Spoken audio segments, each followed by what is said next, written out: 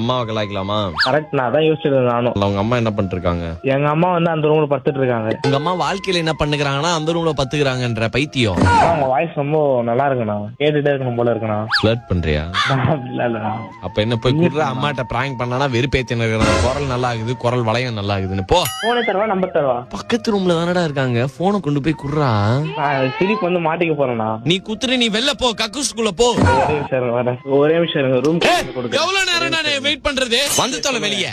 ஒரே நிமிஷம் இருங்க. ஒரே நிமிஷம் சொல்லு. ஒரே நிமிஷம். ஒரே நிமிஷம், ஒரே நிமிஷம். மக்கா மிஸ்ஸி அப்படின்னு போலயே. எக்ஸ்ட்ரா கரிக்குலர் ஆக்டிவிட்டீஸ்ல என்ன பண்ணுவோம்? வாழ்க்கையில உனக்கு என்ன ரொம்ப பிடிக்கும்? எனக்கு பிரியாணி பிடிக்கும், எல்லாமே பிடிக்கும் எனக்கு சாப்பிடுறதுக்கு. இப்ப நம்ம என்ன பண்ண போறோம்னா, இன்னைக்கு நாம பானிபூரி எப்படி சாப்பிடுறதுன்னு பார்க்க போறோம். ஓகே பாக்கலாம்ண்ணா. யாரா நீ?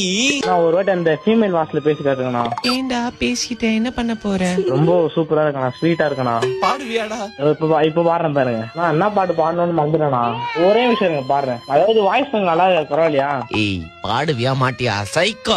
கூல்ல பாடுற இருக்கு. காத்தெல்லாம் காதலாகும், காலமே நின்னு ஓடுமோ. நீங்க எதனா கோரஸா பாடுங்க, அப்பதான் ஒரு ஃப்ளோ வரும். பேச கூச்சமாகுதே, மூச்சு வாங்குதே, காணும் வலி போகலாங்குதே. அவ்வளவுதானா?